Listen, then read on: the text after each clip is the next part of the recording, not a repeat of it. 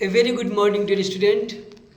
आज हम ISC biology 2024 में आने वाले महत्वपूर्ण क्वेश्चन के बारे में बात कर रहे हैं।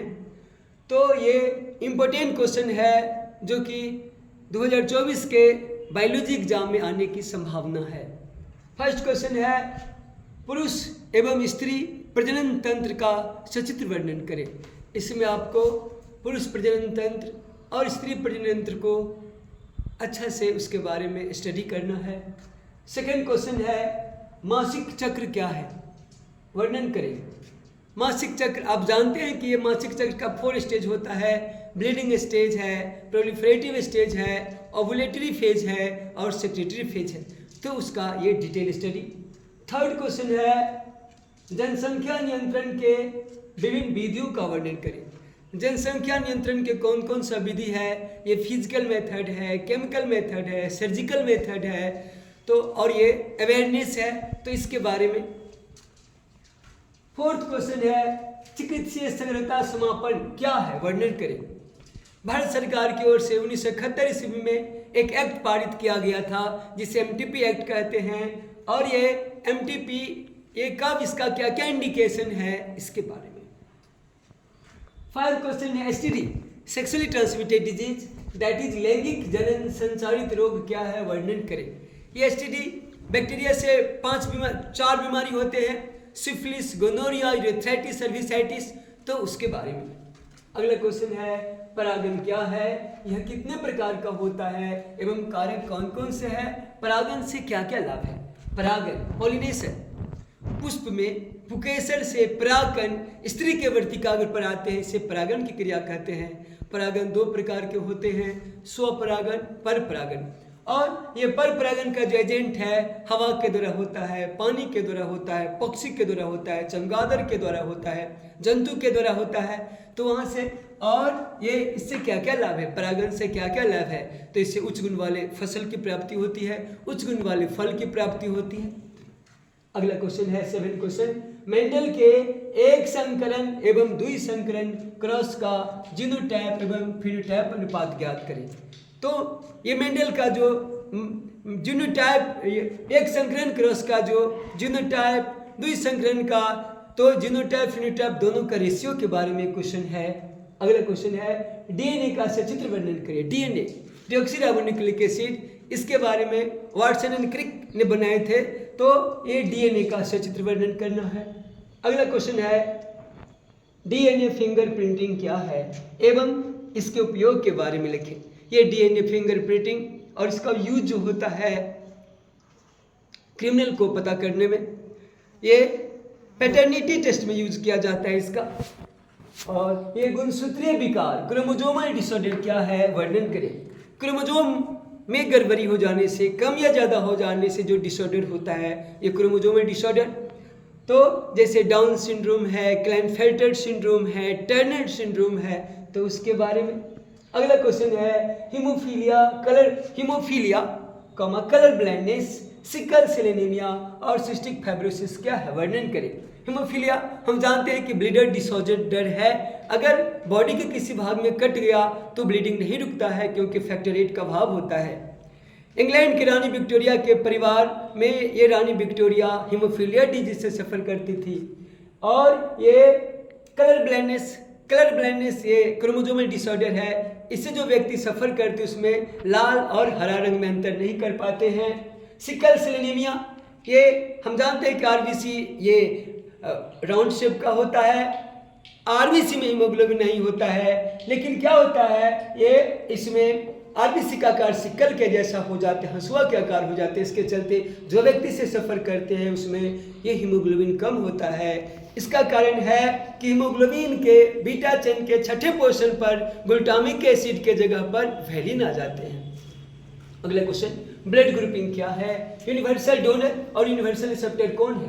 ब्लड ग्रुपिंग ये 4 टाइप के होते हैं, A positive A negative, B positive B negative, A B positive A B negative, O positive O negative. और हम जानते हैं कि ए बी पॉजिटिव जो है यूनिवर्सल रिसेप्टर है क्योंकि इसमें एंटीबॉडी नहीं होता है, और वो पॉजिटिव यूनिवर्सल डोनर होता है क्योंकि इसमें एंटीजन नहीं होता है। मनुष्य में लिंग निर्धारण का वर्णन करें। ये लिंग निर्धारण हम जानते हैं कि मेल में 44 + XY, इसका डिवीजन होने पर 22 + X 20 + Y, फीमेल में 44 + XX, तो इसका जो डिवीजन होता है तो 20 + X 20 + X, तो पॉसिबिलिटी होता है कि फीमेल का 22 + X मेल के 22 + X से मिलता है तो 44 + XX दैट इज डॉटर पैदा होते हैं, और मेल का 20 + Y फीमेल का 22 + X से मिलते हैं तो ये सन प्राप्त होते हैं। और ये मानव जीनोम प्रोजेक्ट क्या है एवं इसकी क्या क्या संभावनाएं, मानव जीनोम प्रोजेक्ट के बारे में, इसका असीम संभावनाएं हैं, डिजीज के उपचार में इसका यूज किया जाता है तो उसके बारे में है। पशुपालन क्या है, इससे क्या क्या लाभ है। पशुपालन ये जो डेयरी को जितना जंतु है, गाय भैंस पालते हैं और भी है, भेड़ पालना है, बकरी पालना है, ये पशुपालन, और इससे क्या क्या लाभ है, तो इससे चमड़े की प्राप्ति होती है, दूध की प्राप्ति होती है, मांस की प्राप्ति है, ट्रांसपोर्टेशन में इसका यूज किया जाता है। कैंसर क्या है, यह कितने प्रकार का होता है, वर्णन करें। Cancer, any uncontrolled abnormal growth in any part of human body is called cancer. शरीर के किसी भाग में अनियंत्रित असामान्य वृद्धि को कैंसर कहते हैं। कैंसर 2 प्रकार के होते हैं, बिनाइन और मैलिग्नेंट। बिनाइन उतना जानलेवा नहीं होता है, लेकिन मैलिग्नेंट जानलेवा होता है, बॉडी के दूसरे पार्ट में भी फैल जाते हैं। तो कैंसर के बारे में। एड्स क्या है, फैलने के कारण, लक्षण, जांच एवं रोकथाम के उपाय का वर्णन करें। एआईडीएस एक्वायर्ड इम्यूनोडिफिशियेंसी सिंड्रोम, और ये HIV वायरस से होता है। HIV का full form human immunodeficiency virus. HIV virus क्या करता है, बॉडी का जो हेल्पर T सेल को डिस्ट्रॉय कर देता है, इसके चलते ये बॉडी काफ़ी वीक हो जाते हैं। इसका जो कारण है मल्टीपल सेक्सुअल पार्टनर है, एक से अधिक व्यक्तियों के साथ लैंगिक संबंध बनाने से। सेकेंड, HIV से जो ग्रसित व्यक्ति है उस पर यूज किया गया निडल सिरिंज का दोबारा यूज करने से। थर्ड, HIV से सफ़र करने वाले व्यक्ति का ब्लड अगर दूसरे व्यक्ति को दे दिया गया, तो ये सारे कारण है। फिर इसका जांच होता है, CD4 count, western blood test होता है, और इसका लक्षण होता है कि बॉडी कम्युनिटी बहुत ही ज़्यादा कम हो जाती है, कंटिन्यूस फीवर रहता है, कंटिन्यूस गैस्ट्रिक डिसऑर्डर रहता है, और ये इसका जो रोकथाम का उपाय है, और ये टेबलेट है, AZT दिया जाता है, कंप्लीट क्योर नहीं है, लेकिन ये कुछ हद तक इसको क्योर किया जाता है, और जो भी इसका फैलने का कारण सबको रोका जाता है, तो उससे ये नहीं होता है। रिकॉम्बिनेंट DNA टेक्नोलॉजी क्या है, इसका वर्णन करें, इसका जो स्टेज है उसके बारे में बताना है। BT कॉटन क्या है, इसके बारे में बताना है। जैव प्रौद्योगिकी का उपयोग चिकित्सा के क्षेत्र में, कृषि के क्षेत्र में, औद्योगिक स्तर पर बताना है। ये बायोटेक्नोलॉजी का यूज ये चिकित्सा के क्षेत्र में है, एंटीबायोटिक बनाने में है, ये किट बनाने में है जिससे डिजीज का डायग्नोसिस हो जाता है, सेलुलोज का उत्पादन में है, लैब सेविंग ड्रग्स बनाया जाता है। कृषि के क्षेत्र में है, इसे हाई क्वालिटी का ये बीज की हाइब्रिड सीड की प्राप्ति की जाती है, जिससे बड़े पैमाने पर फसल का प्रोडक्शन होता है, उच्च गुण वाले फल की प्राप्ति होती है, और ये इंडस्ट्री औद्योगिक स्तर पर है, अल्कोहल का उत्पादन में है, एंटीबायोटिक का उत्पादन में है, सेलुलोज का उत्पादन में। तो यहाँ से क्वेश्चन रहता ही रहता है।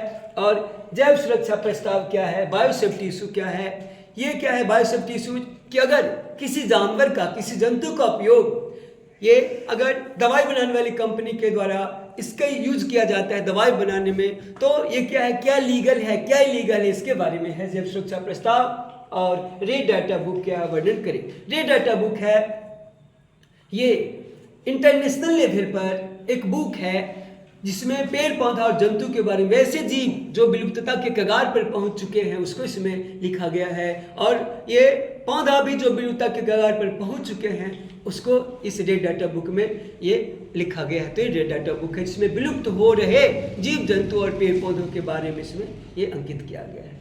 तो ये सारे इंपॉर्टेंट क्वेश्चन है, इससे आने की संभावना है, और अगले ये वीडियो में हम और महत्वपूर्ण क्वेश्चन के बारे में आप लोग को देंगे, इससे क्वेश्चन मिलेगा ही मिलेगा। Thank you.